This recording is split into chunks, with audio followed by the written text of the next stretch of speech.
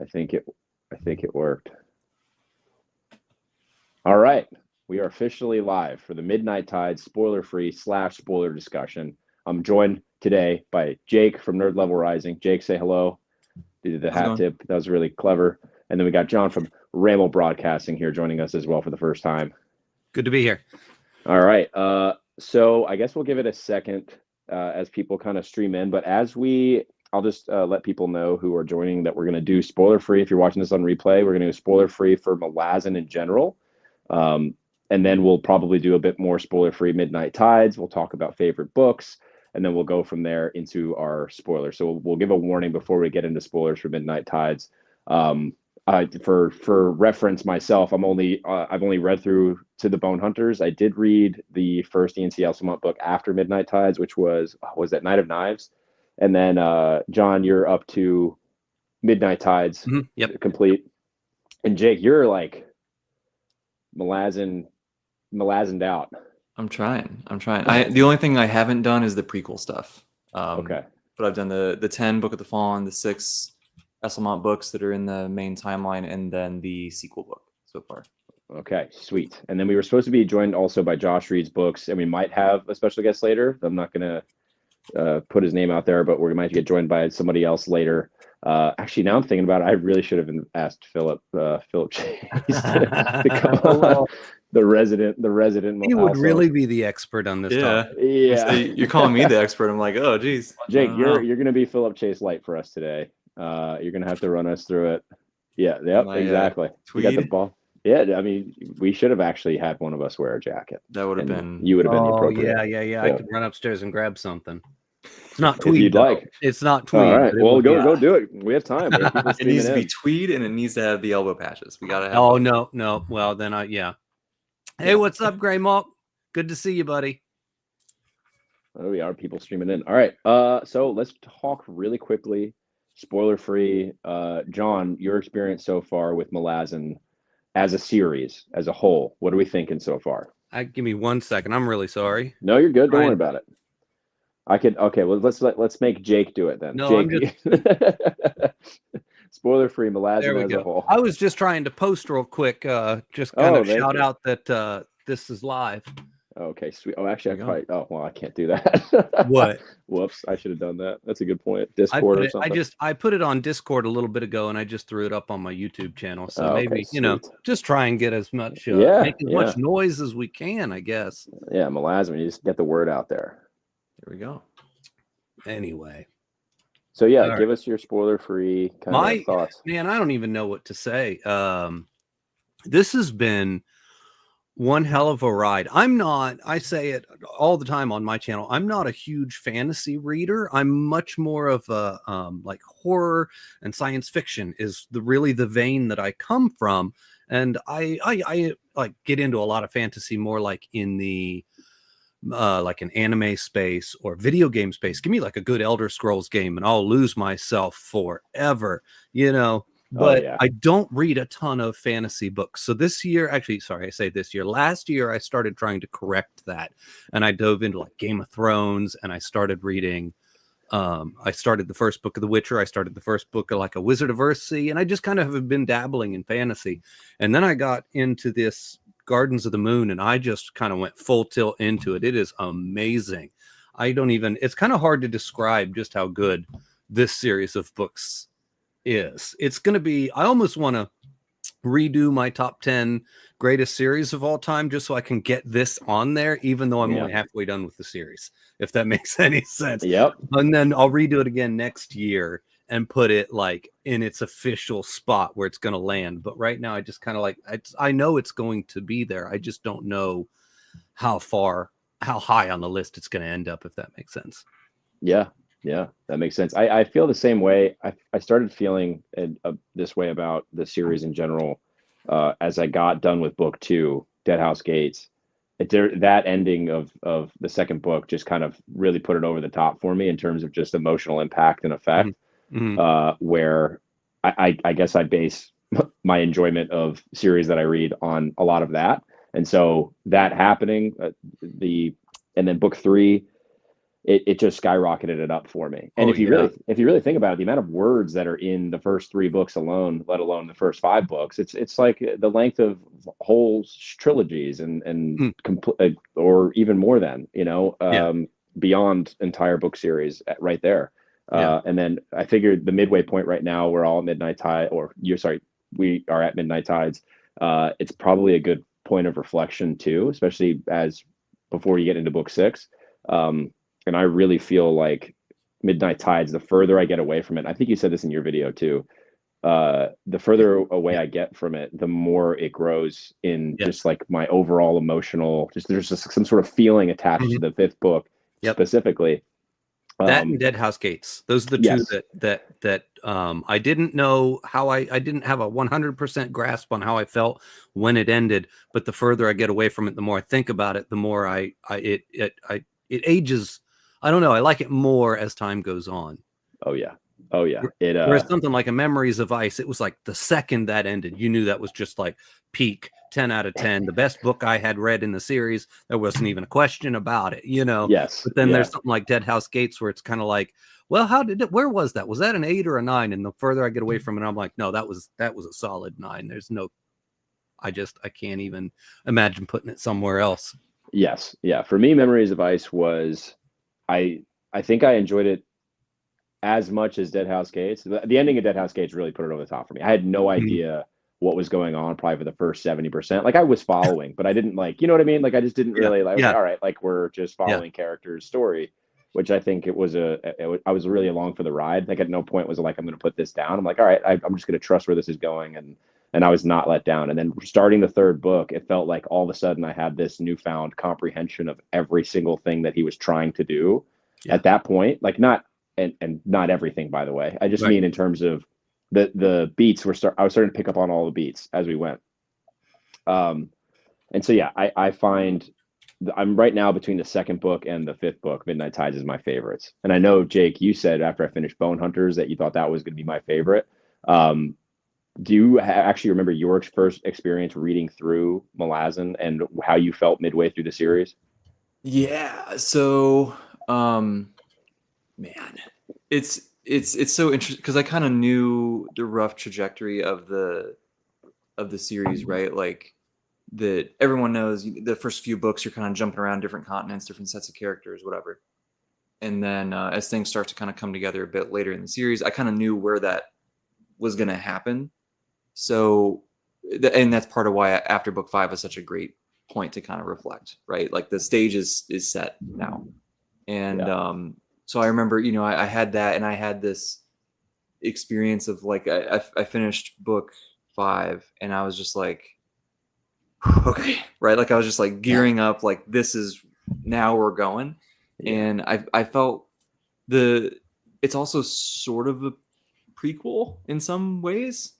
Like there's some weird timeline stuff kind of going on between books 4 and 5, and then we're kind of coming back, and so everything is just kind of, the stage is set, we're ready to go. And that was kind of the dominating emotion I had at the time, was just the excitement of like, okay, I've fallen in love with so many characters. Now I actually understand how he's writing his characters. The first few books I just didn't get it, and I was like, these are like pawns on a chessboard. I don't really, but at this point, I think the characters in Midnight Tides, I think I connected with the most out of any of the books, like right away. The other ones had to kind of grow on me. Mm-hmm. Yeah. But yeah, I was just so excited at where we were headed, and how smooth that 5th book felt too. I think that was like the easiest read, I think, out of the first 5, for me at least. Yeah. I don't know how you felt, John, about that. I kind of felt, yeah, I could agree with that. I think Memories of Ice was the first time I felt it was smooth, and then maybe Midnight Tides was where it was like, oh wow, this is just like so. Everything feels cohesive. You can tell Steven Eriksson's craft has been like, I mean, he's obviously, I think at book 1, I was like fascinated already. I was like, this writing, there's something here. Like there's something just beautiful about his style that kind of got me hooked. But I think he just keeps getting just a little bit better as a writer every single book. And it was, I think he did really good with book 3. I think in my review, I said, it feels like he has something to prove in every single book. Like he's like in the first book, it was just kind of like him turning a movie script into a book or something like that. And then the second one, it was, well, like him going deep into characters. And then it was really, it was really with the fourth book where he's like, he's going to prove that he could just write a whole book about Karsa, never leave that character once. And he could do that. And like the fact that he's bouncing around and doing like all these rapid fire character switches isn't a crutch for him. And then in this one, he's just moved on to the comedy in this was just next level. I'm like, since when is this like a comedy series? And since when does he just inject that into a book? And it goes flawlessly. Like it just fit. It wasn't jarring. It wasn't out of place.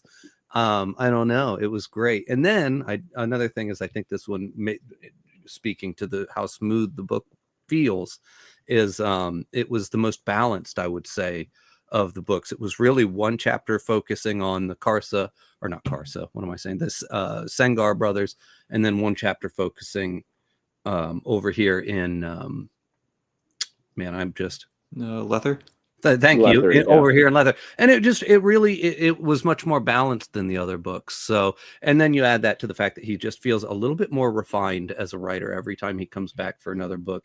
And it really did make this one feel a little bit, you just glided through it a little bit better than you did some of the other books. But not to say that the other ones were not good, because I think they're all great. Yeah. 100%. Oh yeah.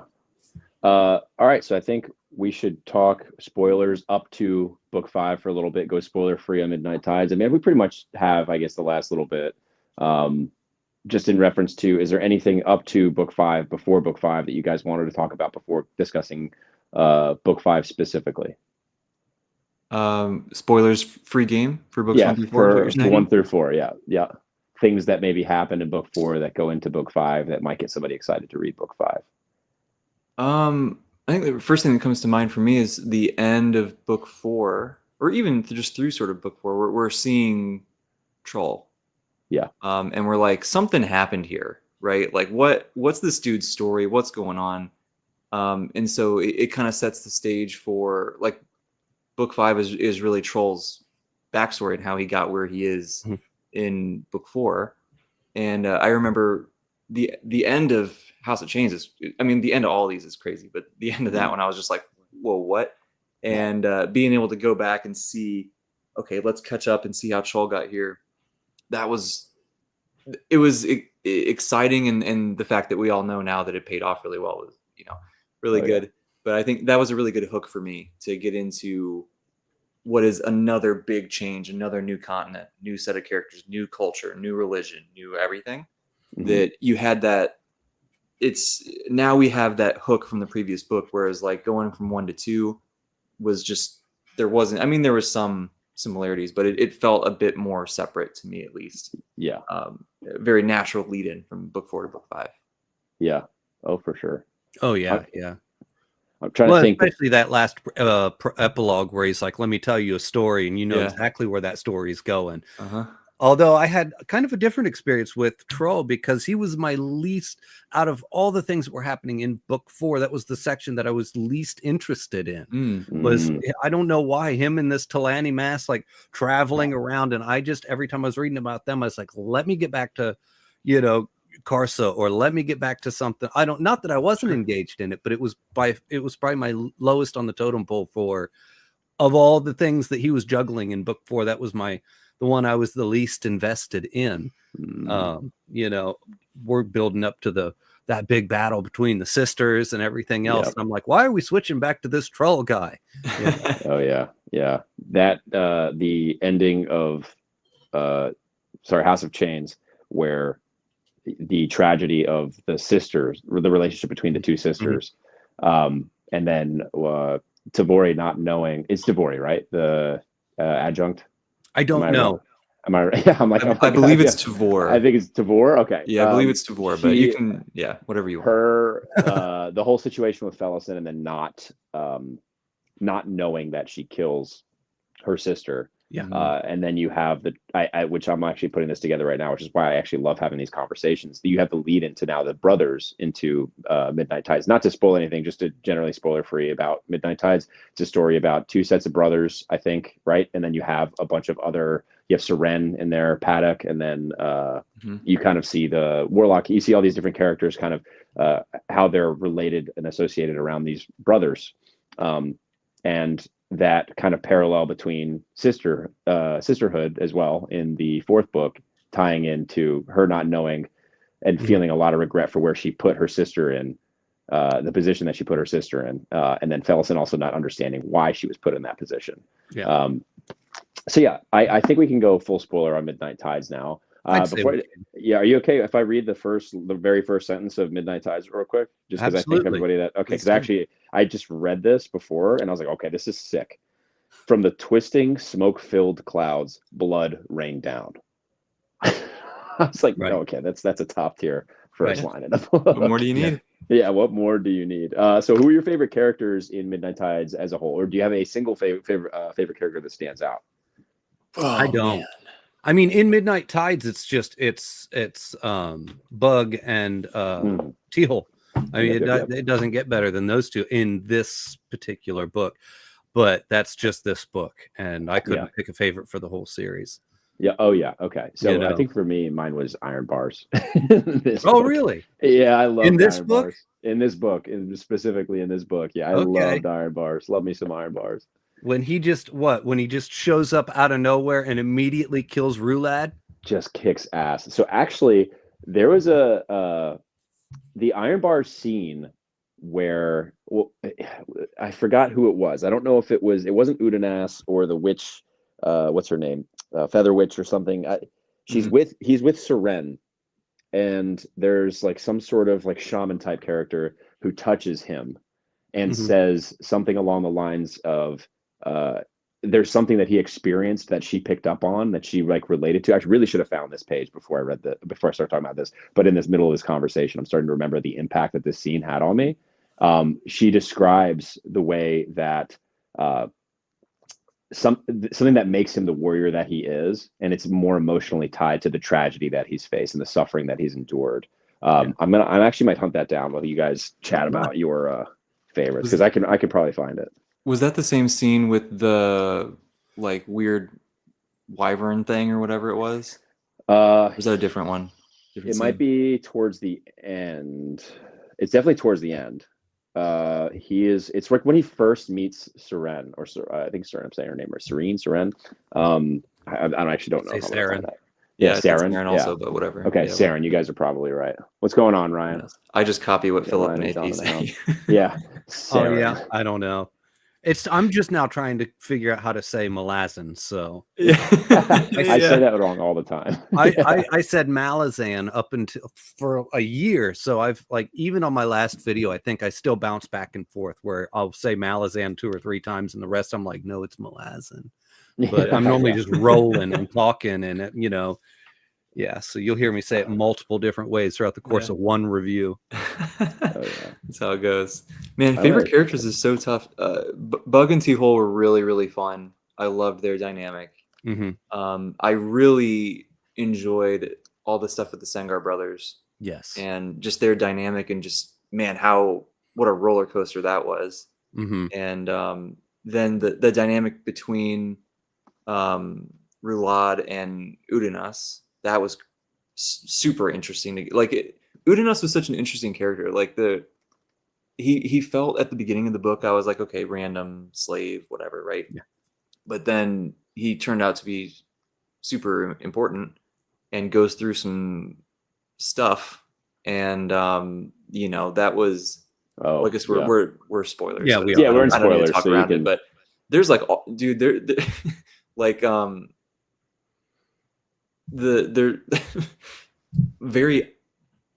It brings me back to like I know I'm scrambling, I'm all over the place, but like you got 10 how many books of Malazan behind you trying to tie it all in together. I'm trying to be very cautious of like keeping everything contained to just the first 5.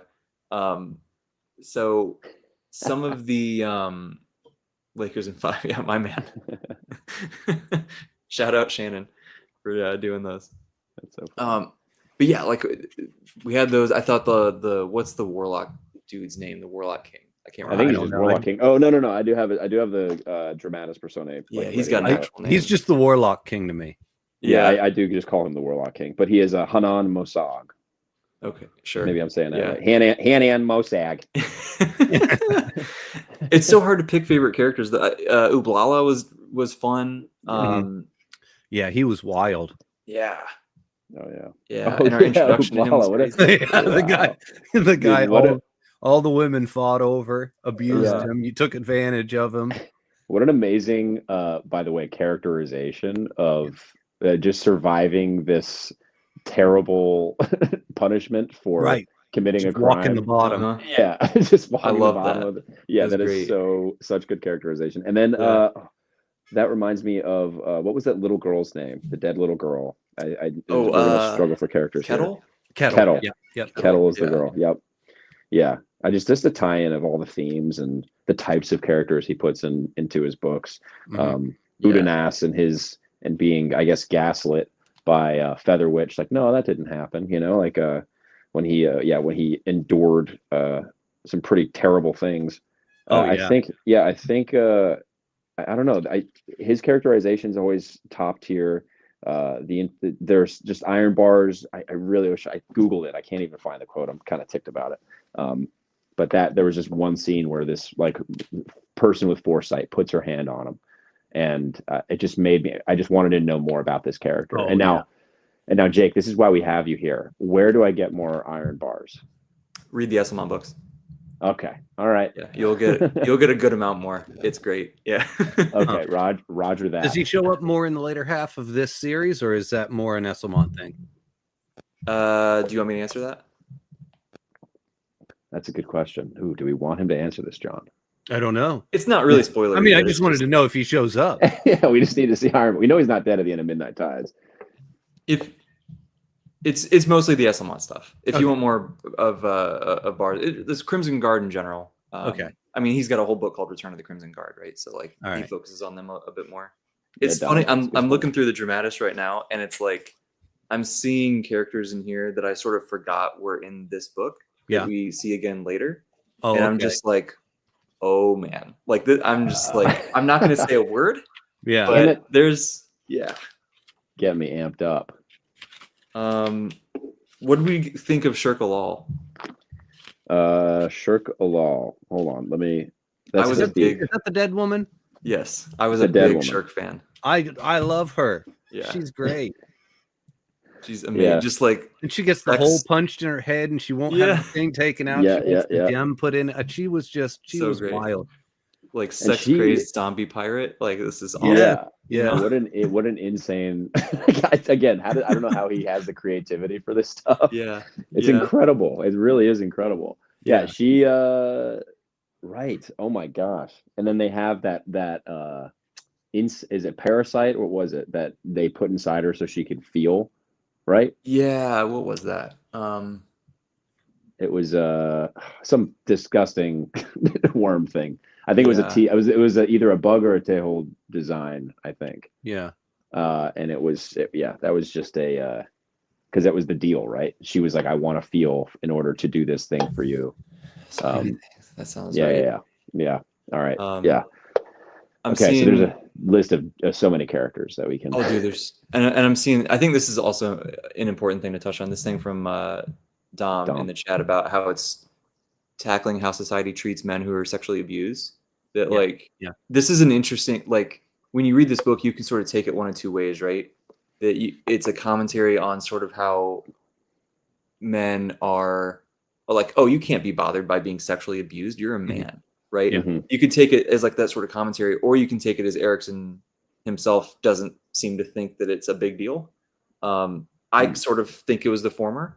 I think he's much too intelligent to do the second one, but I can see how people might have a hard time with that if they're viewing it in a different way, right? Yeah, right. I think he deals with that theme a lot, and you see a lot of different responses, trauma responses from a multitude of characters who go through it.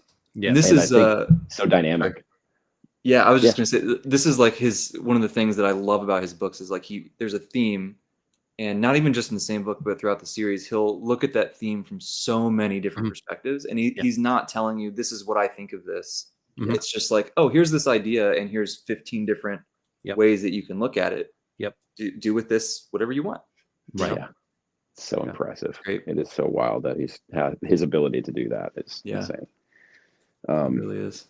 It All really right, so obviously Tehol and Bug are the favorite pair in Malazan up to this point, and then we find out Bug is an elder god, Right. Right.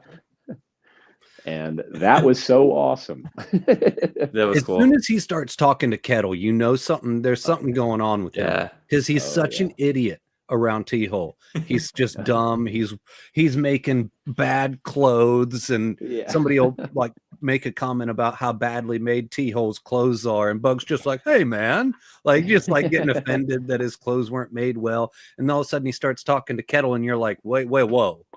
Who is this guy and what's going on? Because this is not the Bug that's goofing off with T-Hole, you know. Yeah.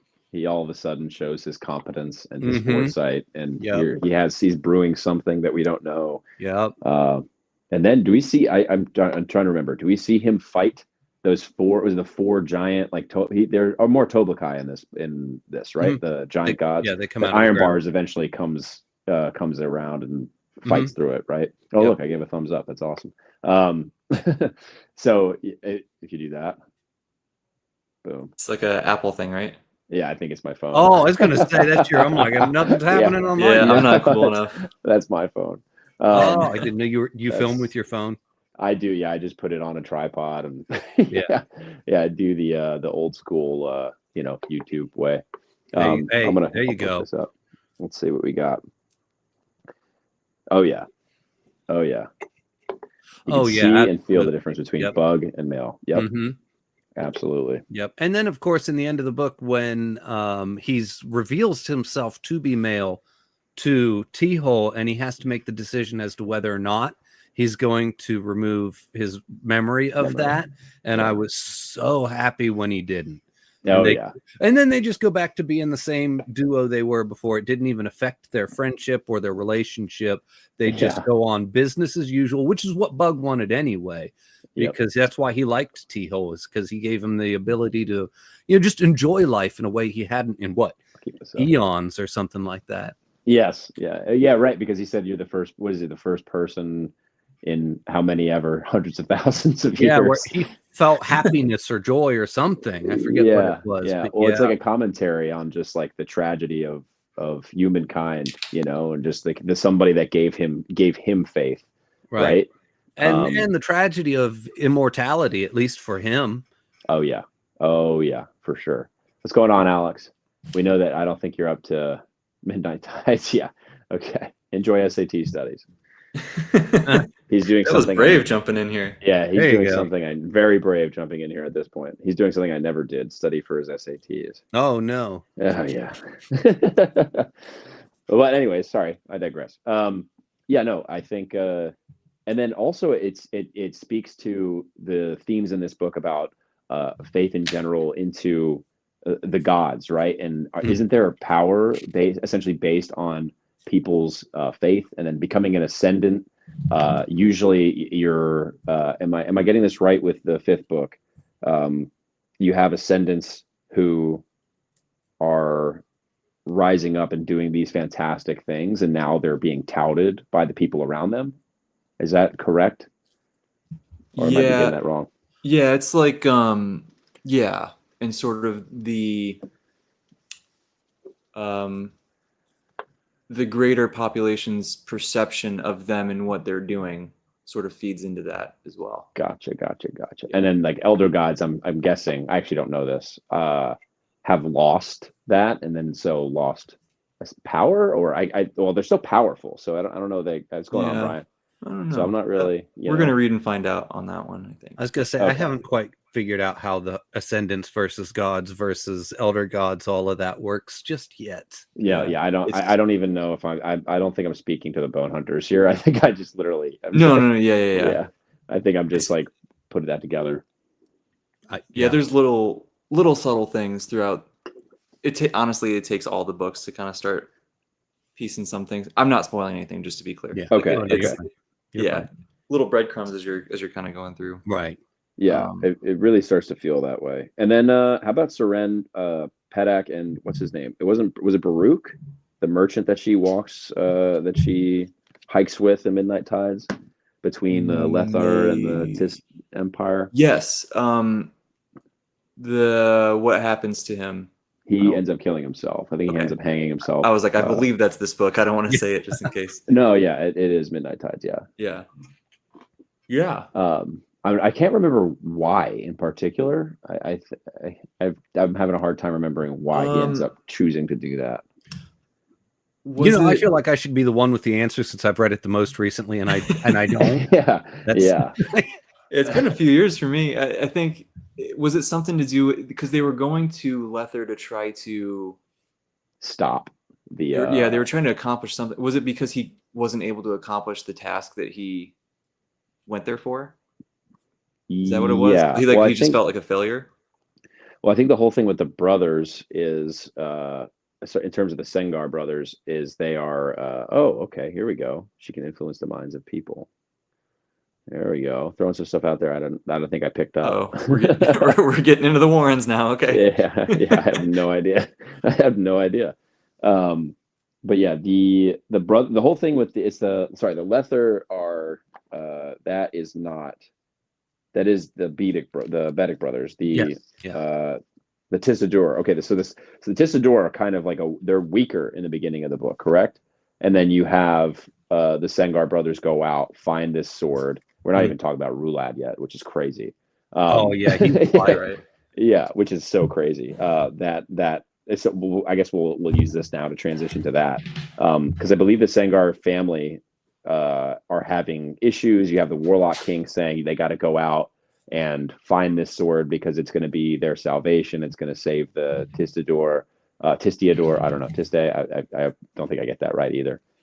I think you said it right, John? See now, when I say Tisti Andy, I put Tisti in there, but when I do the Ador, I say Tist Ador. So I say it two different ways because I don't know what the hell I'm doing. Yeah. If you want the Erickson thing, it's Teist. Oh, Teist. Really? That's what it was. Wow. Teist Andy, Teist Edur. Yeah. Teist. That's so crazy. I'm going to say very little on the Teist stuff because this is one of my favorite things of the entire series is what he does with the Teist. And so I'm not going to get too deep because I don't remember exactly how much came out in this book. Yeah. I don't think much. I think really this is like the whole book from start to finish is sort of the rise of the Teist against the Lethar. And Lethar, it's all about control, right? Economic control. And that's why they kind of have the go-betweens. And then you have Brice Bedict, who is with. He ends up with the Teist, right? Yes, Brice does. I believe so. Right. He's okay. Yeah, because no. He's sent to go and fight because he's the one at the end of the book fights Rulad and cuts all his what is it? Wow, I should know this. I'm a personal trainer. Bedic is the one that ends up over there with him. Hole is the one. Yeah. Hull's the one that ends up over there with the Edur. Brice is like the champion of the king. Of Lethar. And then T-Hull is the one who's, the goofball that everyone thinks is an idiot. And we kind of slowly learn that he's not actually as dumb as he looks. And he's pretty much one of the smartest men in Lethar. And owns all these businesses. He might be the richest man in Lethar because of all his enterprises. Did we lose Chance? What he's doing? All Black right. screen at least. Oh, something? Maybe? Unmuted? Well, that's all right. We can rock this just me, bro. But anyway, so that's T-Hole. I like him. Yeah, T-Hole's great. It was that's another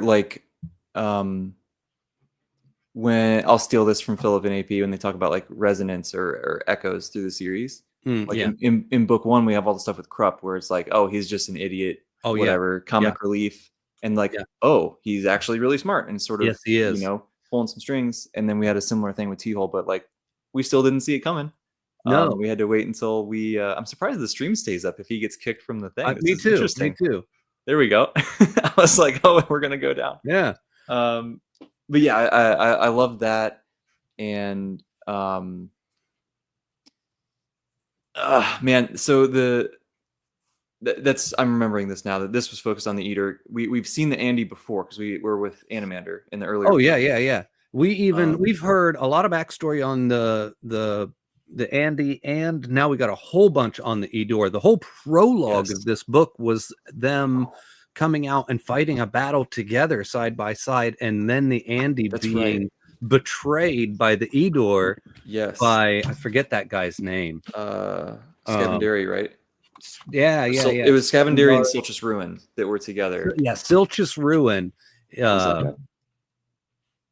But yeah, Silchus Ruin kills or gets killed. Is he the one that gets killed?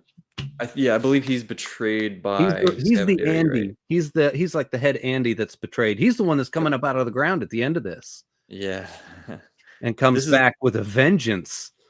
This is a very important prologue. Yeah. Yeah. Cool. Yeah. It's and then there's a whole third race of Teist that I am not 100% sure what they are yet, because there's the ones of darkness, the ones of shadow, and the ones of light, I want to say. So they all have like a different aspect of like darkness that they all and they I'm not sure how it all goes together, but I am aware of all three so far, and we've got a decent amount of backstory, but not a ton. That the dynamic between those three is one of my favorite aspects of the series, and I'm excited for you guys to continue kind of moving through and see how that unfolds in the later books. But man, Chance is struggling. Yeah, he really is. Sorry about that, guys. I'm getting phone calls. Oh my god! Because we order groceries. I live in New York City, so you have to order groceries. Yeah. And usually they have no problem. They buzz up to our apartment, and it's like they never have to call me. So I didn't think it would be an issue. Yeah. But I guess today it is. I didn't pick up, so maybe they're not going to deliver my groceries. It would be insane. I also order groceries, but it's because I'm very lazy. Because I live in the big city. See, I go to the store the old-fashioned way. My fiance will order them, and I'm like, no, I'll go to the store. I drive there. I don't mind it. It's just like it is super convenient to just have it sent to you. I'm in my 40s, guys. I'm set in my ways. Yeah. All right. So sorry that I got into. I actually don't know if they're gonna be able to deliver my groceries now. Let's see. That'll be whack. That'll be totally whack. They tried calling once. They didn't even try a second time. So if they try a second time, I'll pick up, and then you guys can keep chatting. We just talked right through you anyway. Like, yeah, that was perfect. That worked out. I'm kind of sad I missed it. All right, so I think I was talking about Rulad and the Sengar brothers. You guys were talking about the Teist. And I felt like I missed a lot of cool stuff. I heard it in my headphones, and I was like, oh, there you go. So long as you could hear us. Oh yeah. So give me a quick, brief summary of what that was. I think I'm mostly just fanboying and not so subtly foreshadowing how cool the Teist stuff is through the rest of the series. Okay. Yeah, it's pretty interesting. Very much. And we talked about how important the prologue was, and how that's kind of like such a pivotal moment in the history of the series. Right. Okay. And then I think that was basically it. Okay. Yeah. And how T-Hole was like similar to Krupp in the first book, where it's like, oh, you think he's just a goofy whatever, but he turns out to be very intelligent. Right. Yeah. One step ahead. Yeah, and I think the competence of where I just want to touch on Krupp really quick, because I think when I really started to, I like Krupp the whole. Now that one's I can't do the Krupp. It's Kruppa. Oh, Kruppa, yeah, sorry. Kruppa, I don't know what it really is, but to me, I think it's Kruppa. Yeah, I think it is Kruppa. I think it might be. Yeah, I think I might be wrong on that one. Yeah, I think it is Kruppa. But when what's his name? Wow, I should really remember this. Is not. I'm going to say a character in my own book. What's his name? Brood. It's named after Kaladin. Kaladin. Yeah, Kaladin Brood. When he slams his hammer down and Kruppa is just like unfazed. That I think is a Memories of Ice. That was like, I was like, all right, this is so sick. Yeah. Yeah. He's one of my favorite characters in the whole series. Yeah. Yeah. Oh yeah. Here we go. We got some more clarification. Yeah, I agree. The prologue of each book is amazing. Yeah. It's I can't wait to reread the series, because I think like there's so much you're just kind of like, it's just a whirlwind, right? When you're reading through, and like all the epigraphs, all, like they have to matter a lot, right? But a lot of them are just like, whoa, what was that? Right. So I can't wait to reread it and see, like, now that I have the context, Right. that I can pick out so much more. I think that'll be very. I think a reread will be rewarded on this series. Oh my God. Unlike hardly anything else. You know? Yes, more than most books, I would imagine. Yes. Yeah, just the sheer quantity of like The only other impactful stuff. right.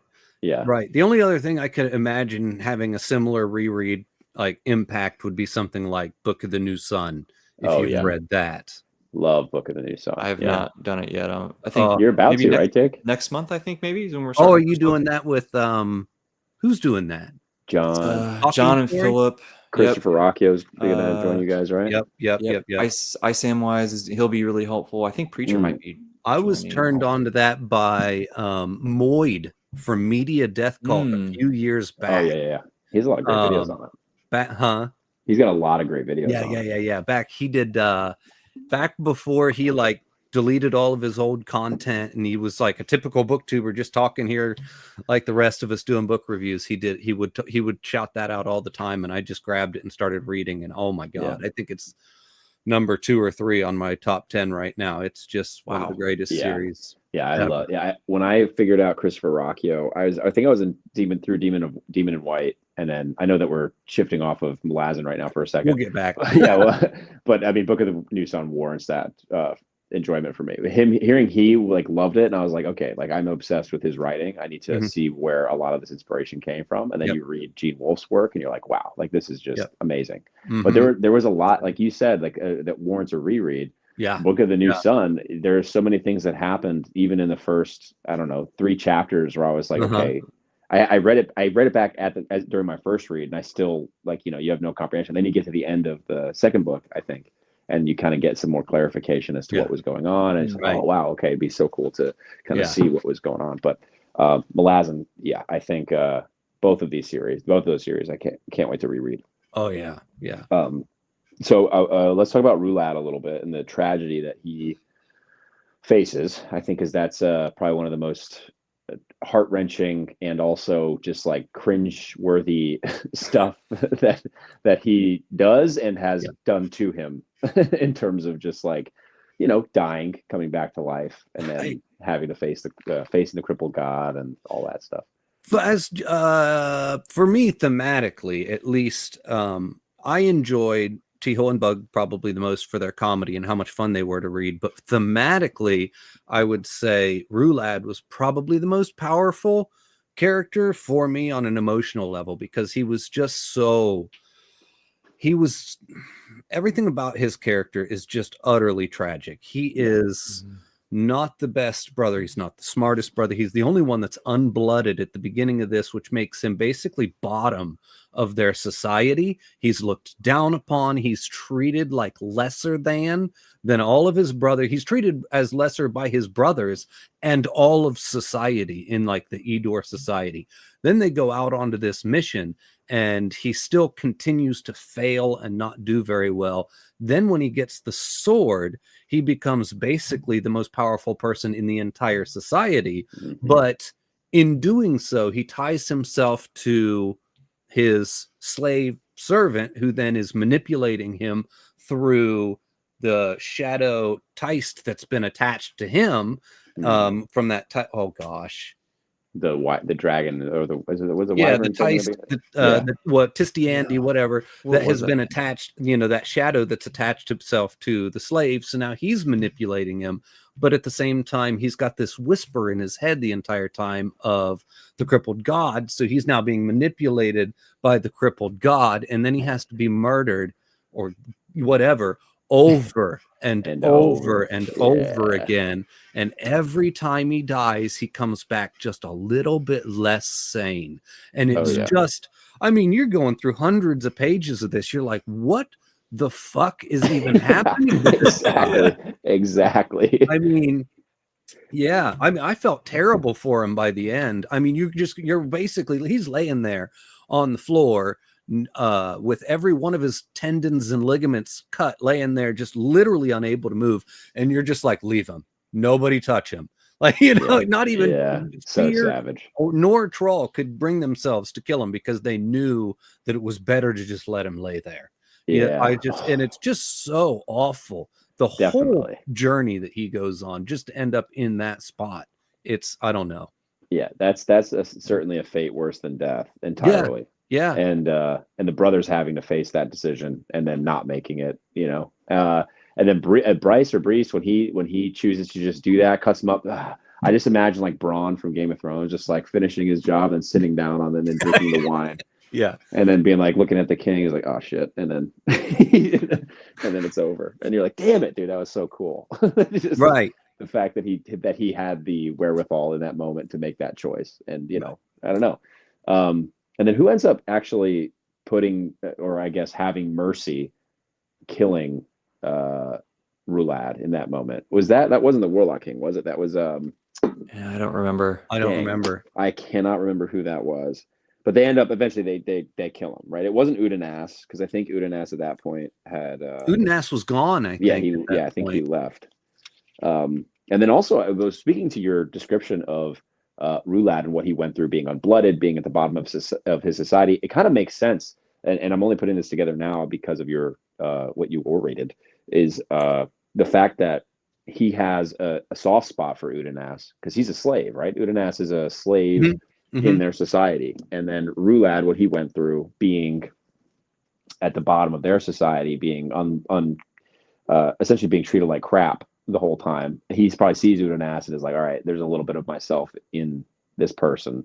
And so it doesn't really matter that he's getting manipulated. He kind of is like, all right, I kind of like accept that this is just a part of what I have to do. I don't know. That's definitely more of a deep cut, I think, interpretation than anything. Yeah. I don't think it's intentional. You correct me if I'm wrong. I believe I remember this was like as those two are kind of going through and they sort of develop a relationship over time where it's like Udanas feels bad for Rulad, and Rulad's like grateful, and he's like, you know, like I love you, bro, sort of. Yeah. Also is like Udanas is also deliberately manipulating him and feels really bad about it, but he does it and it's like this. It's such a complicated dynamic between the two, but it was so interesting. It was one of those things that like there's so many aspects in Malazan that just keeps me guessing, and I'm like, what are you gonna do with this, dude? Like, where is this gonna go? I could see it going either way. Yeah, but like it doesn't feel like it's deliberately confusing just to be confusing. I don't know. It feels like genuine emotion, genuine feeling, genuine, you know, authentic characters. Even like when he's doing the like religious, like the funeral rites with the coins and everything. Like that was like just the emotions are so real and complex, and it's I don't know. Crazy. And how about that scene where he does come back to life and he like sits up and screams, right? Which one? I don't think. Oh, well, yeah, the good point. The very first one. Yeah. After the conversation with the crippled god, and the crippled god's like, you can have all of this, and you know, I don't know. That was definitely one of those scenes that I think in the series is the most memorable. Like that, and obviously, I'm forgetting his name. The whole first half of House of Chains, Toblakai, Karsa Orlong. Yeah, when he fights the shark, and that was like, those are two scenes. I mean, there's more obviously, but like those ones, just in terms of like holy crap moments. Like, I mean, there's so many actually. I was gonna say. Yeah, there's so many. Remind me what all Karsa does in this book. I'm trying to remember what's only in this one. I don't want to get confused. Wait, which one? Because Karsa's not in this book. Not Midnight. Or are you talking? That's House of Chains. That's what was throwing me off, because I was like, I don't think he's in. I thought that was the House of Chains. He was going back to House of Chains. Okay, cool. Yeah, I was going back to House of Chains. I was like, has it been that long since I read this? Jeez. No, Karsa's not in this one at all. Okay. No, okay. House of Chains is the one where he meets with Iskral Pust and not Iskral Pust. The freaking the god. I can't remember his name. I'm having that wrong. Meets with a god? No, maybe I'm having that wrong. I'm probably thinking of. There's so much that happens in these books. I feel like on a reread, we're gonna have to redo these discussions because because this is like, I feel like, okay, it's gonna click then. I don't know. Seeing more the giants come out of the ground, going back to iron bars. And speaking of, I think they were Toblakai gods, right? That come out of the ground. They were Toblakai. I don't know if they were gods. I don't know. I feel like they maybe not. You're probably right. I don't no, I don't know. I'm just saying. I know they were Toblakai though. Because the Toblakai are incredibly competent fighters, so it would make Mhm. sense that Iron Bars is struggling against. They're like the most competent fighters, Yes. right? Okay. Yeah, I don't know. That scene was awesome. And then I guess that's the Toblakai that I'm picturing when we're talking about Midnight Tide. So I got to tie my brain back in to Rulad real quick and his wake up. And then the conversation with the crippled god in terms of Midnight Tides and kind of the whole story coming together and what this essentially prologue does to the greater world of Malazan. Mhm. I'm excited actually, John, to hear your thoughts going forward in the series, because I feel like things actually unintentionally start to click better in terms of my view of the geopolitical empire and everything after Mhm. Midnight Tides. Everything is like kind of there in my head, and then you continue and you start seeing, oh, okay. I mean, we kind of get that idea of Memories of Ice with the crippled god. I think we first get introduced right to the crippled god really in Midnight. Sorry, not Midnight Tides. Memories of Ice.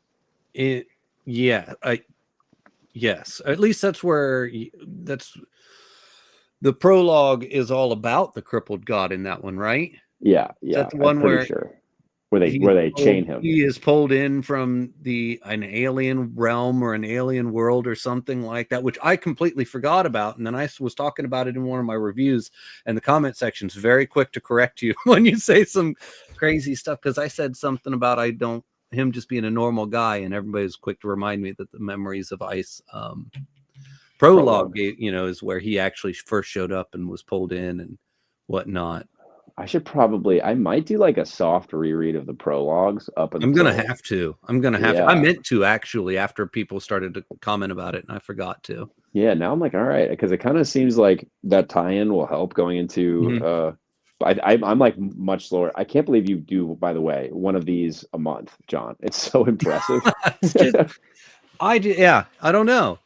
They go so quickly for me. It's so hard to stop reading when I'm doing it. And I do leapfrog through it. So I read like a chapter, and then I'll listen to a chapter while I'm like, say, at the gym or something doing my workout. I just sit there and I zone out to my books while I'm there, because I'm not trying to listen to whatever the hell's going on around me, And so wild. or I listen to them in the car, or anything like that. So at first it was a little tricky, because I do this with most of my books. Like, if I'm washing dishes, I just put some headphones on and I listen to a book while I'm doing it. And so I've listened to audiobooks for a while now. And when I was listening to the first two books in particular, I would be halfway through a chapter, and it gets so dense, and there's so much the way it's being listening to it versus reading it. I'd get halfway through a chapter and I would just pause it, and I would go get the book, and I would start reading, because I would feel like I was losing my grasp on what was happening. And I was like, no. I need to reorient myself to what's happening in the book right now. And I'd read a chapter and a half or something physically, and then I could go back to listening to it. Now I can just listen to it, and I do better with it. But those first two books, it's really, these are so dense. It is a little tricky kind of getting used to the audio on them. So I started doing where I listen and read at the same time, because it helps me. I felt like my comprehension did grow a little bit. I did it a lot with Midnight Tides. I didn't do it so much with Bone Hunters, and I didn't do it before Midnight Tides. But yeah, I felt like, I also think the audiobook narration, I imagine you're using the one on Audible. I feel like the narrator's pretty good. I like them. Which one did you listen to? Oh no, maybe. No, I'm just asking, because they switched narrators after books 1, 2, and 3. I'd have to look at my phone to tell you. Books 1, 2, and 3 had a certain narrator, and then they switched narrators for books 4 and 5. I'm assuming they'll keep them. I don't know. Yeah. But I like the first one. so much better than the second one. When they switched narrators, I was like, oh no. Oh, really? Wow. Okay, that's good to know. I actually didn't even listen to the first three, so then So I only got the second you've one, just got the second guy. He's so I good have too. nothing to compare He's it to. not bad, but there was something Okay. special. I don't know. I like that first guy a lot. Yeah. Well, you got a lot of Kruppa in those first three books, so maybe Yes. it was maybe that was what it was. Yeah. Like you just And he was has really good with voices, the first guy. Like there was this, like when he would switch into his Itkovian voice for book 3, it was almost like a whole nother person was speaking. It was wild how he, like when he switched that voice, I was like, that doesn't even sound like the same person. Like legit. If you would have told me like there was like a cast of multiple narrators, I would have believed you. Like, Oh yeah. but Oh, he was really good. All right, real quick, are there any other spoiler thoughts? We can kind of cut back to non-spoiler for a little bit, just for the sake of people catching. I'll like bookmark it on my channel for people to check. Are there any other summation spoiler thoughts for Midnight Tides or Malazan up to this point that we wanted to touch on? I think I'm trying to think in my head. I don't have any.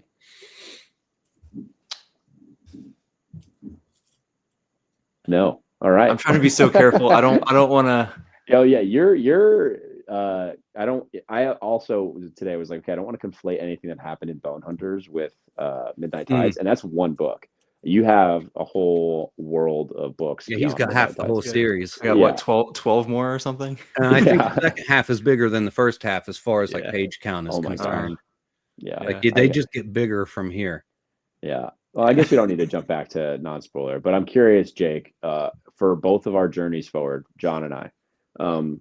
I'm doing the Ian C. Esselmont books because I want to I want to do the publication order. But I'm curious as your reading experience of Malazan. I know you said I was going to really like Bone Hunters. I did really like Bone Hunters, but beyond the point of Midnight Tides, do things start to click even more? Like is it all Crippled God end of series? Like we're going to get it all at once? No, it's definitely not all just at once. Okay. I think each book starts to click things more and more. I don't even really want to say that because that feels okay. It's not spoilery, but like I don't want you to be like, oh, this is the last book where I see this city or whatever, right? Like okay. Yeah. Or this continent or this character or this whatever. Yeah. Like I want you guys to just go in blind as much as possible. Okay. But it's, to me, I think this sort of like what we were talking about earlier. I think John pointed this out that like he just gets better at writing every book. I think that continues. So it's even more dense because like now the convergences and like, you know, we're seeing more things getting tied together, but his skill level keeps, I mean, he was already S tier in book 1, right? So like he's so he's always been amazing, but even in those later books, it feels still really smooth despite how much craziness is going on. So I think it's easier to understand as you kind of keep going through, which also makes sense because you have more context of the previous books. But and then like there's going to be stuff that you guys are going to look back and be like, oh man, I remember this from Midnight Tides or from like you're doing the Esselmont books. There's stuff, the last one, Assail, that you're like, oh wow, that was in Gardens of the Moon, and it's some of those connections are pretty crazy. But yeah, man, I don't know. I'm just really excited to see you guys continue to go through it and see what your experience is like. I went through the last 5 pretty quick for me, which means it took me like a year or something to get, to get through the last 5. But because I was reading them pretty slow and reading other stuff between them and whatnot. So you guys reading them a bit closer together probably connect even more things. That'll be interesting to see how much more you catch on your first read than I did.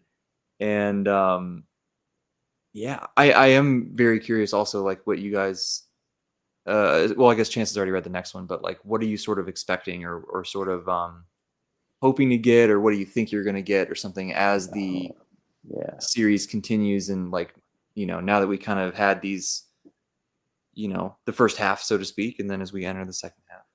Like theories. John, do you have any theories? Yeah, I have no clue. I just know that I can't trust Steven Erikson. Yeah. I know that he will set everybody up and then he'll just pull the rug right out from underneath you. Or he'll set up, you know, Karsa to be basically a murdering, rapist, basically, that raids towns, and then a book later you're like, oh, I kind of like him, so it's you never really know what to expect. I think I said either in my last book review or the one before that is I'm expecting some big drastic shift when it comes to our perception of the crippled god and who and what he is. He has been set up to be such this big bad for the series that I expect somewhere along the way we're going to get a dramatic shift in how we perceive who he is and what he's doing and what his motivations end up truly being. Because just having a big scary bad guy at the end of the series doesn't feel like a very Steven Erikson thing to do. We're gonna understand him in a way that all of this, it's gonna, I don't know, it's gonna flip the whole damn series on its head, and he's gonna fuck with us because that's what he does. Oh yeah, and actually, you saying all of that, I'm like, all right, maybe I like Bone Hunters more than I'm remembering. Just in general, it has nothing to do specifically with what you just said. Yeah, it just has to do with the concept of him presenting something and then flipping it on its head and pulling the rug out from under us. We get I feel like we get a lot of that in Bone Hunters, and then I'm thinking, like, from my experience going forward, I'm actually really excited to have the conversation about Bone Hunters because there are some things in there that are just I wish, and this is going to sound sick, I wish I could see this on screen, like a lot of this. Oh yeah, it just has that cinematic. Just it would be so grand to see all of this on screen. Yeah. If of course it would. I mean, I would want Steven Erikson attached at the hip to whoever's adapting it, but I think it would be so fascinating to get a series or something out of this. I think eventually. He's mentioned that like there's something that they're working on. Yeah. But like, who knows, right? Right. We know how these adaptations go. Yeah. Hopefully. So some of the stuff there's seen, just super quick on the note of like an adaptation. Like there's stuff, especially in the last 3 books, like everyone talks about how like, oh, is this adaptable? How could you film this? But like, I genuinely have not the slightest clue how they would film some of this stuff in those last 3 books. Yeah. But hopefully we find out. Right. I mean, you watch House of the Dragon or something, you get dragons flying around. I feel like there's a lot that they could do nowadays. It'd be hard, like I think the practicality of some of the greatest films in terms of practical effects that, I mean, I really enjoy it. Obviously, speaking of Lord of the Rings, I feel like you can't, it's just, there's two totally different, like if they did the Silmarillion, I feel like it'd be a lot harder than when they did the Lord of the Rings films. I feel like it'd be harder to execute on the stuff in the Silmarillion because of the, I guess, deity sort of situations that come up. I think that's where maybe, I mean, up to this point, at least, it feels like that'd be a hard thing. But I definitely picture like that, 80s, 90s dark epic fantasy like film style, which would be so cool. I don't know. They were able to make it a modern way. But I don't know, John, how much time do you have? We could shoot the shit. We don't have to talk about Malazan. No, I'm like good. 10 more minutes, 15 more minutes or so. Absolutely. We can separate from Malazan a little bit. And I was going to say it's the weekend. I'm in no hurry. Okay, sweet. I'm actually glad we did this. This is my first stream on a weekend, so I'm actually happy we did this. Jake, how about yourself? What do you got? I'm good. Anytime soon? Yeah. Okay, yeah. All right, John. So you said you're a big sci-fi guy. I haven't. I don't know if I've watched. Actually, no. I think I did watch your top 10. Yeah. Where does Malazan fall in your right now? If you were to spoil it for us, because I know we said in the beginning in my like top 10 series of all time. Up to Midnight Tides. Where do we put it? Top 10 of all time. I'd probably, I don't. You got Book of the New Sun in there. We know that. I wouldn't want to put it above any of, say, my top 3, just because I don't have the conclusion of it. Yeah. But I would say it's either 4 or 5. Like it's easily probably going to break into the top 5. Okay. Nice. And it is. I can't imagine it being anything other than 4 or 5. Yeah. Like for sure. Jake, I just watched your top 10 video that you I think he put it at 2. Yeah, I you did put it at 2, right? I which was gonna pains say Sun because me. I watched. I want to say last night. Yeah, Dude, that was, and honestly, any given day, I think 1 and 2 can flip I flop. was surprised to Yeah. see Sun Eater ahead of it. Me yeah, too, to be honest. I Yeah. would Also not put surprised. Sun Eater ahead of it, and I've Yeah. read book 6 on Sun Eater as well. Okay, that's Not that's that totally I fair. mean, not that I'm like judging your list or anything. I'm just saying I wouldn't have put Sun Eater ahead of it. Yeah, don't that's know. totally fair. I think it's Oh, just the how deeply personally Sun Eater has touched me. I think is like, I think that's what puts it over the top. Well, that if I was doing just Book of the Fallen, it might be different. But I said I'm going to do Malazan as an entirety. Oh, okay, I see. That was my cheat to help me make the decision. To be honest, because they're even, you know. Right, Gotcha. right.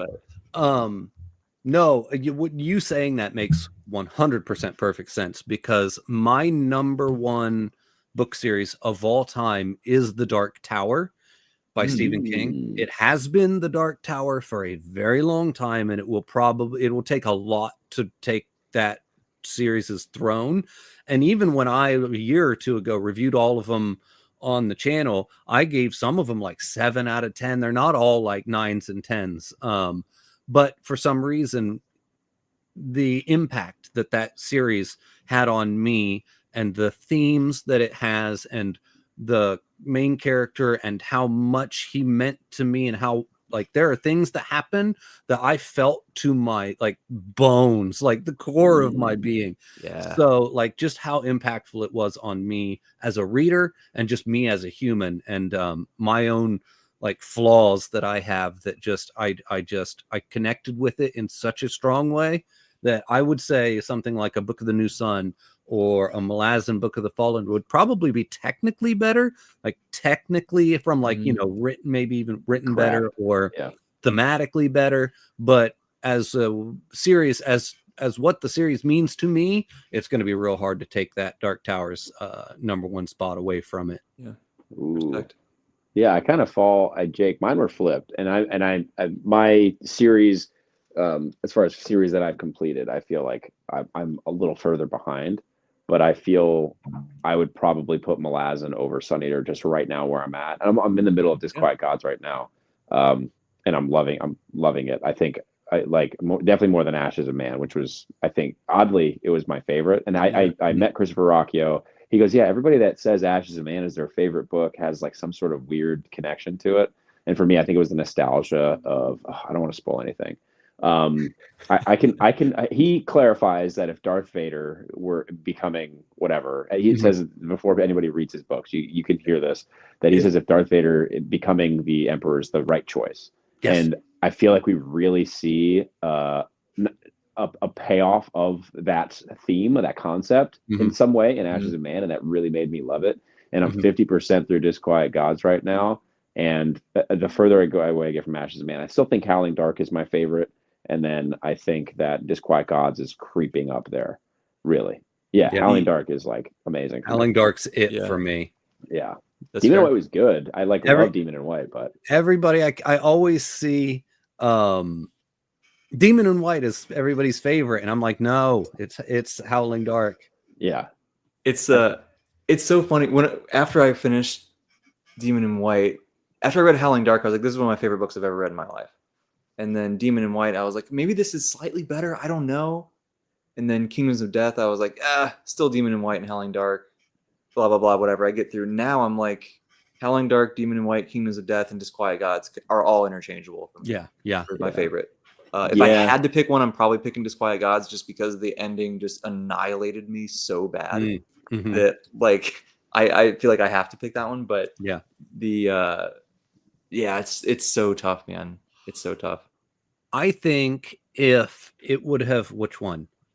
Kingdoms of Death and Ashes of Man had been released as one book the way it was originally written, I think that might have taken the number one spot for me. Starting that arc, what he goes through in Kingdoms of Death, all the way through to what happens in Ashes of Man, might have it. No, not even might. It probably would have taken over for me, just like uprooted that Kingdoms of Death. Yeah, or Howling Dark. Sorry. The I'm curious, John. I've been having this conversation with a few people recently about like, and funny enough, it's been Malazan for both of them, but it depends so like when we read a series, like where we're at in our life and what we're going through can shape how that series hits us so strongly, right? So like for me, that's Sun Eater right now. I feel like it's just the perfect time in my life to be reading this. Some people it's Malazan, some people it's Wheel of Time, some people it's Lord of the Rings, blah blah blah. Is that how the Dark Tower was for you? That it was just like the perfect, like stars aligned, timing, everything? I think yes and no. I think it's yes, I would agree that was I read it at pretty much a perfect time in my life. I read that when I was 20 years old, and I'm 41 now. So it was, and it hit me just the impact was just so strong. And then I read it again the year before last, so I was like 39-ish, and it hit me almost just as hard, but it would say be different parts of the series that hit me or different. I think that is just a perfect series for me in particular. I don't know how to explain it. Have you read anything by Stephen, or have you read The Dark Tower?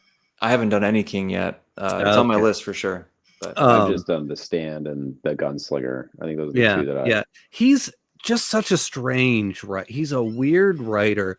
And then he himself Stephen King was a drug addict and an alcoholic. He was addicted to alcohol and cocaine when he was younger. So he's got this way of speaking to like, of handling certain topics like addiction and whatnot. He has a single line in the first book about an addict sitting in front of a bar, and there's more depth and more nuance in this one line that he gives about this addict sitting in front of a bar than like entire books. I hate to bring up a book I know you both like, but The Empire of the Vampire, when I was really mad at that book for how badly it handled addiction, there's one sentence in The Gunslinger and it has more nuance than the entirety of the first half of Empire of the Vampire before I DNF. But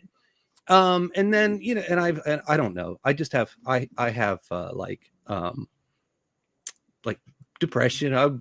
Technically I have bipolar disorder. So there's just so many themes and things that he's tackling in that book series.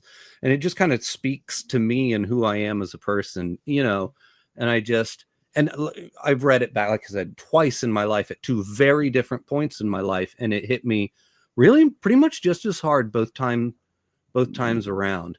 If you ever get done with the series, ever read it, if ever, don't watch my video now because I go full spoilers on it, but like there's like the 7th book in the series and I do a video on reviewing that book, and I try at the very end of the video try to wrap up what it means to me, and I'm like literally like struggling for like 4 minutes just to speak without like physically breaking down in the like it was really hard. Like trying like just on an emotional level why it impacts me and what the series means to me, and I'm like struggling for a couple minutes, but I don't know. Wow. Well, that moves it even higher on the list. Thank you for sharing that, by the way. Yeah, thank you very much. Yeah, that's that moves it up the list substantially. It's very polarizing. It's not for everybody. Like I don't know how to explain it. You'll just have to check it out. That's the constant. Read the first book and see what you think. Go in blind. It's fine. That's what I did. I got I've talked to a couple people about like I would love to be able to see some of the connections to the other multiverse stuff. So I've gotten like a short list of like, maybe read these few things first. Yep. It also gives you a taste of his writing style and all that stuff. And then so it's on the list for sure. We'll get there. Now, okay. Also, I'll speak to that too, because people will tell you have to read XYZ so the backstory of because every book he's ever written kind of takes place in this big multiverse, and they're all kind of connected. And I went in blind. I read The Gunslinger and I read just the core 7 books. I read nothing else, and I was like, well, maybe I'm missing something. So now since then I've read like 20 more Stephen King books. And so now I have all of these bits and pieces, all those things, the connective tissue that people talk about. And then I reread the series with all the connective tissue in my brain, and I don't know if it mattered. I don't, I can see all the connections now, and I can see all of the things that all the tie-ins that he had, but I don't know if it mattered thematically. I still got all the themes. I still got I understood the story he was trying to tell. And I think the Easter eggs that he plants in the Dark Tower series work just as well in reverse.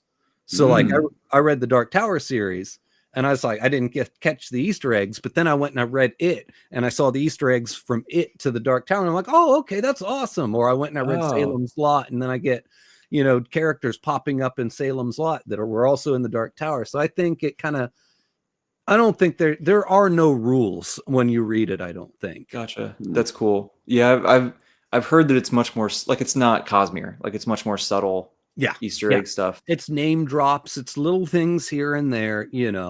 It's when you read the book Needful Things and a character shows up and we find out that they just got out of Shawshank. And that's about all you get. Okay. And it's just the name drop of the Shawshank prison from the Shawshank Redemption. Interesting. Gotcha, yeah. So, and it's just like a cool little, oh, that's awesome. I know what Shawshank is. And then you move on with the story, Gotcha. Fair. Yeah, that makes sense. I enjoyed the Gunslinger. I think I read the Gunslinger and then I watched, like Jake said. Me and Greymalk are going to fight over this. Yeah. over this. And it's the greatest ending of any series ever, Greymalk. Oh, all right. That's a bold claim. You have to get to the ending to understand it. Yeah. Okay. I actually do. I genuinely feel that way. Yeah, I think I read The Stand in response to finishing the Gunslinger, and I was like, all right, people said to read The Stand as a part of it, and I think it's only because you meet the Man in Black, who you don't meet him in The Stand, but you meet I don't want to say the name, I don't want to ruin it. He has a different name, I think, in Dark Tower. I think I know. I don't know the name, but I think I know the character you're referencing. Yeah, I think it's one of the main bad guys. I don't know if I'm getting that right, but I could be getting that wrong. He's not saying anything. The character, he goes back and forth. He's the character from the Dark Tower series is the character from The Stand. He is the same person. He pops up a lot, actually. He's in oh my god, why am I? He's like Eyes of the Dragon. There's a lot of he kind of is like this. He was this ubiquitous kind of bad guy, and he popped up in a lot of different books. And he kind of works behind the scenes, and he's kind of like this big manipulator. He's always messing with somebody, doing something. But he's got these he's got the same initials normally.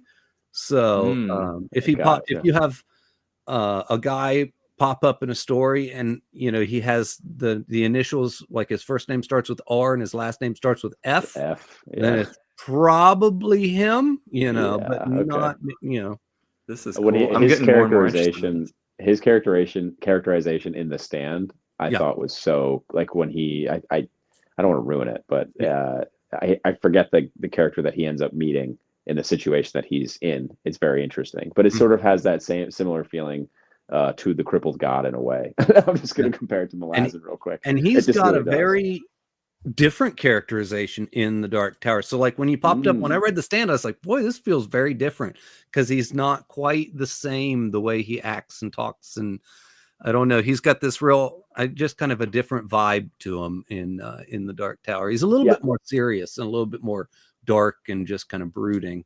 Yeah, Gunslinger. He is in Gunslinger, right? I don't have that wrong. Okay, yeah. Him when he showed, I guess he's like the main. Yeah. So in the Gunslinger, when he there's, I guess the way he talks is very different, much more morally.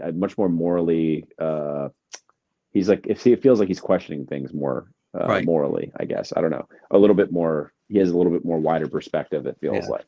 I'm not sure if King had all the kinks worked out back then either, because he's kind of a discovery writer to the max. He what?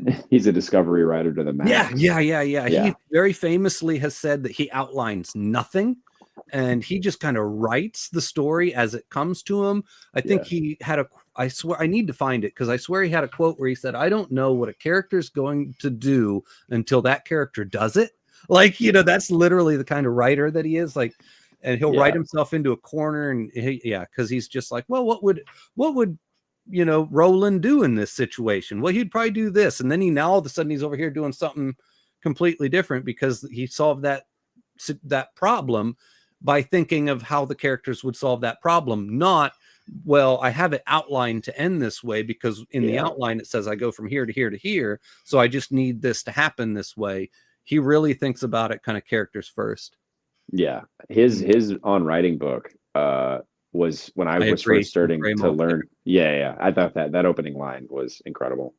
It was the Man in Black. I want that. I wanted that. I was so mad. It was going to be tattooed on the back of my leg this year, but it shattered my ankle, and I wasn't able to get my tattoo done.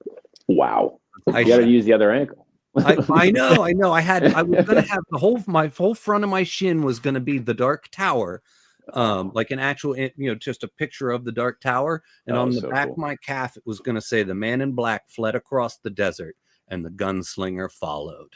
And I was just like, that was it. That's a good idea. Yeah. And I was like, man, that was my leg from the knee down was that idea. Wow. And now my tattoo artist is moving to Colorado. I was real mad.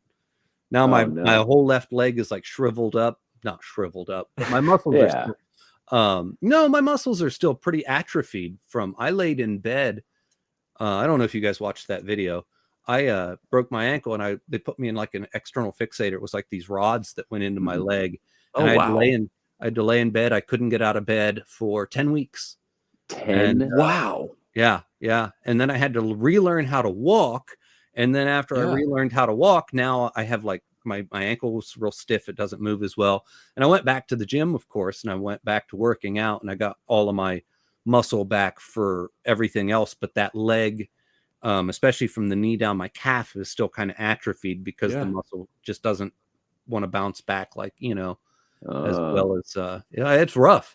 It's real rough when Well, Jake over here is exercise science. Yeah, Jake's like like a bodybuilder from what I understand. More than that, he's the scientific approach. I'm the personal trainer that's just been doing it for 10 years. He's like studied it and researced it. And are you a personal trainer? That's how I make a living. Yeah, I didn't know that. Yeah. But no. He's in his PhD program right now. I'm trying. Oh yeah. See, I do it for fun. Mm-hmm. Hey, why do you think I picked that for my PhD, man? I just want to have fun and lift weights with people. Yeah. I didn't. I didn't get into it until I was older. I started doing it seriously when I was about 35. Really. That's cool, but prior to that, I lived a pretty unhealthy lifestyle. Just partying and doing stuff not necessarily healthy things with my life. And I was a heavy smoker. I smoked at least maybe a pack and a half of cigarettes a day, so I quit doing everything. I quit drinking, I quit doing smoking. I just switched my whole life over to healthy living and working out. I built a whole gym down here in my basement. I have like a squat rack and a whole set of dumbbells, and I have like this functional trainer cable machine, like the cables, but it's plate loaded, so I can take the plates from my squat rack and load it onto my functional trainer. And then I still have my little $10 a month Planet Fitness, so I can run up the road and hit some, because sometimes I just want to do some other machine work that I you need something down here in my basement. Yeah. So that's cool. And there's also change of scenery too, that's always nice. Yeah. And that's sometimes awesome. You don't always want to work out by yourself in the basement, Yeah. Even though I'm not really with anybody there. Like I said, I just put my headphones on and ignore the people around me. But that's awesome that you went right back to it after like how important movement is after an injury. It's it's crazy. But being better, like that 10 weeks, I cannot. That's wild. Yeah. Was there a lot of reading done during that time, or? Quite a bit. Yeah. That was actually when my channel blew up, because I worked at YouTube like, you know what I mean? I worked on my YouTube for like 3 years. In the first year I was on here, I finished the year with 50 subscribers.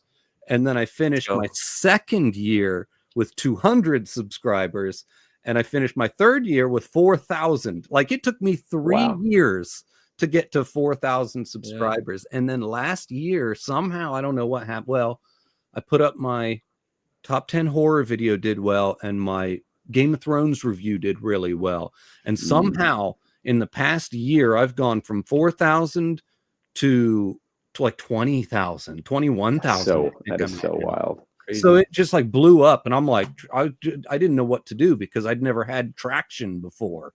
Yeah, So, I think you popped up for me when I saw the thumbnail for your top 10 horror just kept popping up in my algorithm. Yeah, and I was like, I gotta check this out because you did the eye thing, and that was really cool. Yeah. But I think I watched your Gorming video, and I think that's when I found you, and I was like, all right. If you watch that video, I'm sitting in my bedroom with like my guitar is on the wall behind me because I couldn't get out. I was literally, I had that cage, all those bars in my bones on my leg, and I would take it off the bed and I'd rest it on the floor and I'd talk to the camera in front of me, literally with rods in my leg while I'm talking to the camera.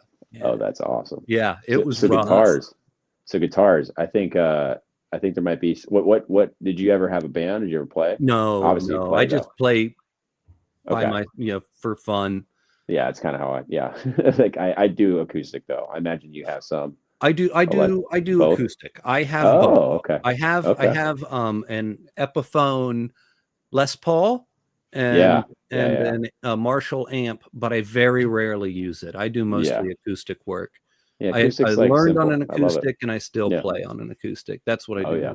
Bell's in town. Gotta say hi to him. Yeah, acoustics. What's your favorite kind of tunes then?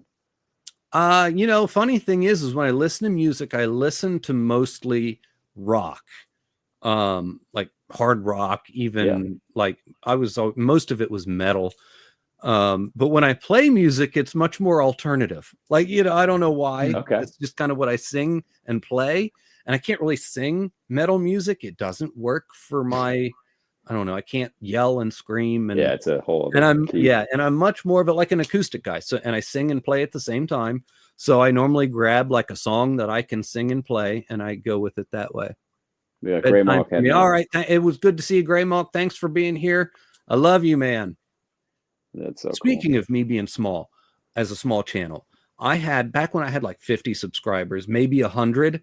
Gray Monk there jumped on board, and he jumped on board when I was way back when I started doing Berserk read-throughs on my channel, and then when I hit 1,000 subscribers, I opened a Patreon, and he was like my second or third person to jump on board as a patron, and he has been one of my patrons ever since. So shout out Gray Monk. Amazing.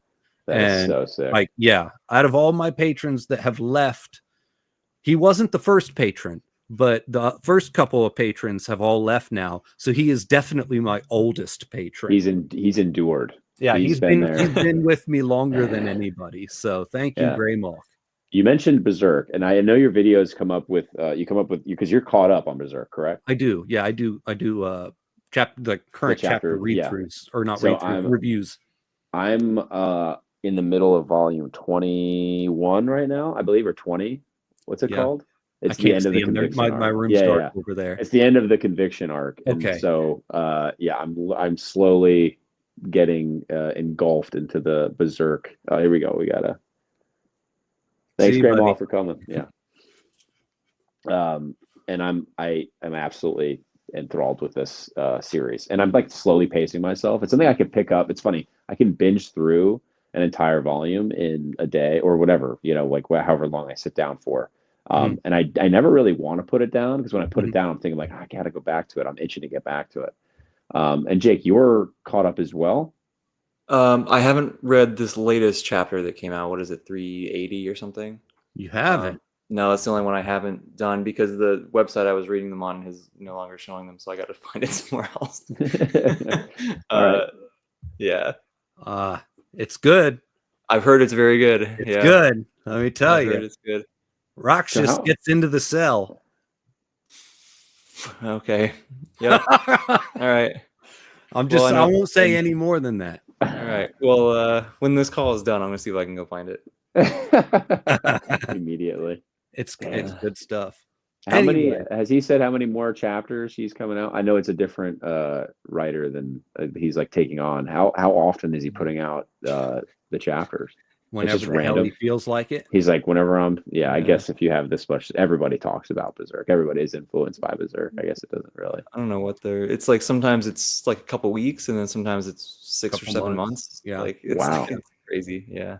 Yep. Seeing the Berserk tie-in to Sun Eater now, I hadn't read it after Kingdoms of Death yet, and Mhm. so seeing all of the tie-ins that he has, like even in Disquiet Gods that I'm starting to see, it's kind of really cool, and I wish I was caught up so I can catch all of them. And I know there's stuff I'm missing because I love that Chris Verrocchio loves Berserk. I think there's so much Berserk influence in a lot of the media that I love, so it made sense for me. It was a natural transition for me to get into Berserk. Yeah. For sure. Because I loved Elden Ring. I was like a big Elden Ring guy for so long. But yeah, the tie-ins are wild. Right. Okay, so is that your favorite manga, John? No. No. Blam. Blam. Blam I don't think I've ever heard of that. is my favorite. Period. Have you heard of Blam, Jake? It's the name sounds familiar, Yeah. but I'm not super. Jeez. What's like a That's, quick pitch? Huh? What's like a quick pitch for it? I don't know.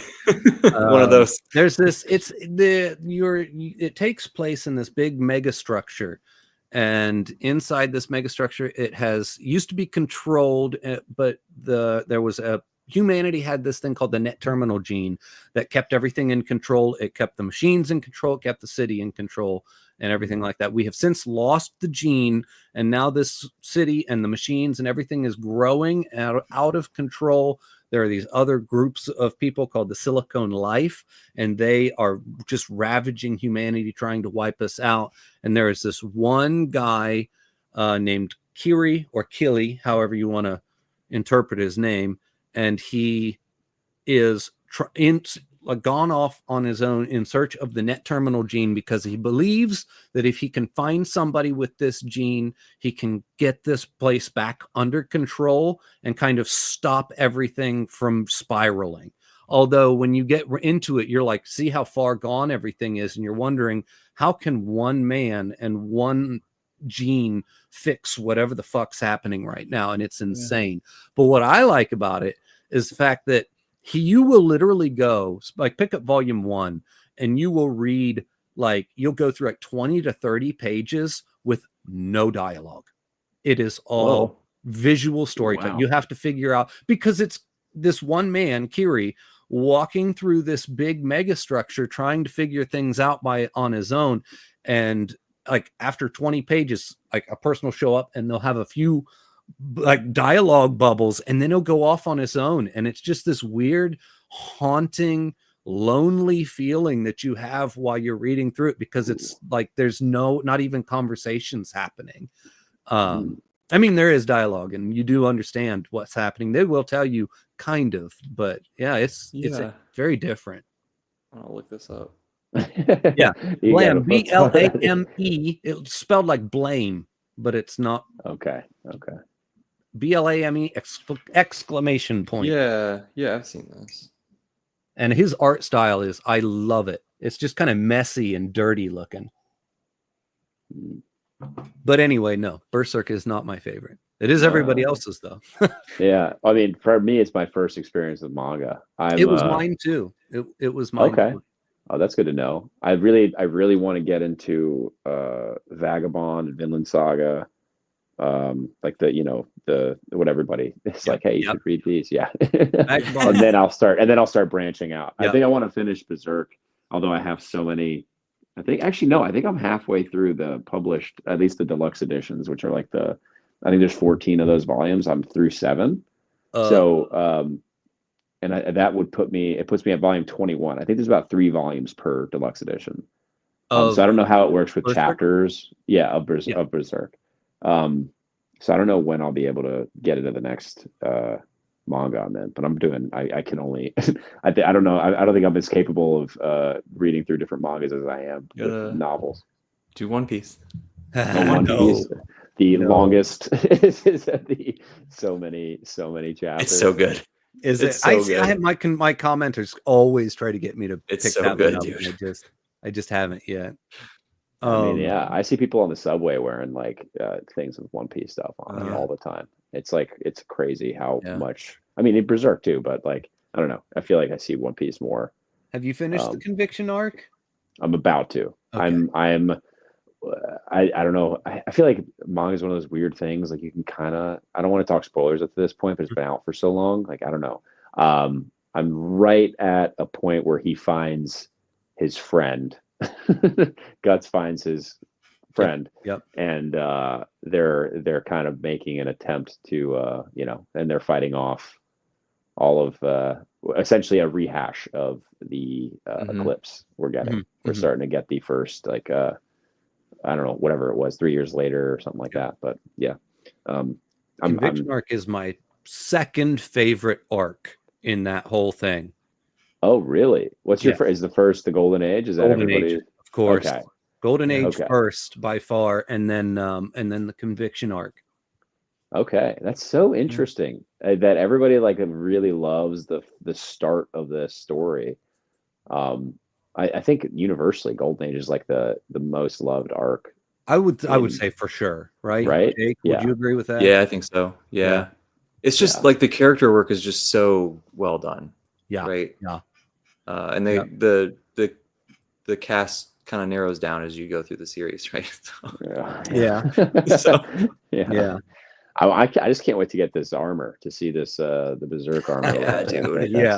That's what I'm looking. That's what I'm looking forward to. That whole scene's pretty awesome. Noted. Jack. Mhm. All right. Heck yeah. But, all right, guys. I think my girlfriend's out there. I'm also waiting for dinner. She hasn't said anything. This is more me. I'm starving. I'm gonna use go find if those groceries ever showed up, huh? They did. I like poke my head out. We're good. But yeah, no, we're gonna. Funny enough, we got all these groceries and we're still gonna order dinner. But yeah. So I don't know, man. John, I loved having this conversation. Jake, we talk all the time. I don't have to tell you. But yeah, John, it was really fun. I think next time we'll probably get Josh and Brian for the Bone Hunters conversation, and I think it'd be fun to it helps me rehash the stuff that goes on because things start to pop up as we have these conversations. And then I think by the time you're going to lap me on Book of the Fallen for sure, because I'll read Reaper's Gale and you'll probably start it and finish it before I'm done starting and finishing it. I don't. Yeah, I 1 a month. That's my goal. Yeah. I really wanted to, and then my pacing has slowed down with my writing and my book coming out. That I'm like really, I thought I underestimated my ability to read. Or no, overestimated my ability to read. Well, I thought I was going to start slipping there when I first did the first 2 or 3 books, but so far I haven't. I've been able to keep up pace. So yeah, it's so impressive. I started the year and I was like, yeah, by June, like I'm going to be done. I was getting into Midnight Tides and I was like, oh, I'm going to be done with the Book of the Fallen for sure. Yeah. And now I'm here and it's already mid-March and I'm picking up Reaper's Gale probably in April. Yeah. And so I'm just like, I don't think it's going to happen before June, but ideally before like July, August, I'll try and keep up. I think you and Josh reading through it and Brian reading through it at a faster pace will help motivate me to be like, all right, I got to just like iron in and like lock in and really read these. Lock yourself in a room for a while. Yeah. Oh my gosh. Yeah. And plus like you, the world calls me back, and the more I separate myself from it, the more I start to I hunger to go back, and then also I hunger on the reflection. I hunger to like think about everything that I read and processed it. And like we were talking about Midnight Tides, and you were mentioning that stuff about the Crippled God, Steven Erikson pulling the rug, and my reflection of the Bone Hunter started to all like come over me at once. And I cannot wait to have a conversation about that book. So you're reading it this month, or you're reading it which one? Bone Hunters? Bone Hunters. Yeah, this month. Okay, you're reading it this month. So we'll have to. Right in the middle of Chasm City by Alistair Reynolds, and as soon as I'm done with that, I go straight into Bone Hunters. Yeah, I think I commented. I have House of Suns that's been sitting on my shelf for I switched so it. long. I was supposed to be Redemption Arc, and I switched it to Chasm City because of a commenter really just changed my mind in the comment section. I said, "Oh well." Yeah, isn't it funny how that happens? People just Yeah, come out and well, like, yeah. Technically, it was a previous book in publication order, and it ties into everything. And I was like, all right, fine. You talked me okay. into it. Twist my arm. Where You does know. Alistair? I know I was just summing it up. Where does Alistair Reynolds rank for you in terms of like? I've never read any of his work, and I'm curious as to like. I didn't put him on my top 10 of favorite Okay, authors because I'd only read one book of his when I did my top 10, and that was House of Suns. But House of Suns is one of, if you read anything, just start with House of Suns. House of Suns. It is Okay, by far my favorite thing I've ever read from him. It's one of my, I love that book so much. It's amazing. oh, It's okay, like elevator pitch for that one. Okay. There's this one person clones themselves into like 1,000 different versions of themselves, both male and female. sold. And then they send themselves out into the stars, and they go all hibernate, and then they go collect information. And once every 1,000 years, they come back together. They pool their information and all of their knowledge. They kind of have this big meeting of the minds, and then they go back out and they collect more information. And they do this once every 1,000 years. And they started out as the same person, but now they've kind of become their own individual people. And now at the start of this book, somebody is now killing off the clones one by one. And now we need to figure out who's killing the clones and why. Wow. And it's That just sounds like cool. the book goes from there, and it's so good. It's just, Okay. and it's a 100% standalone novel. You don't need to read anything else to go with it. It's, Okay. man, I don't know. Wow. I recommend Yeah. it a lot. That book has been calling to me. It's funny because somebody commented like I should check out House of Suns. I was like, all right. I picked it up. I was like, because the cover really caught my eye too. Yep. Obviously, I was like, all right, let me check this thing out.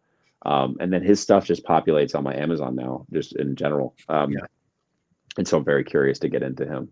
Yep. Jake, I'm excited for you to get into Book of the New Sun. Yes. That's a whole other thing for us to converse about. Yeah, I'm excited. Yeah, that'd be cool.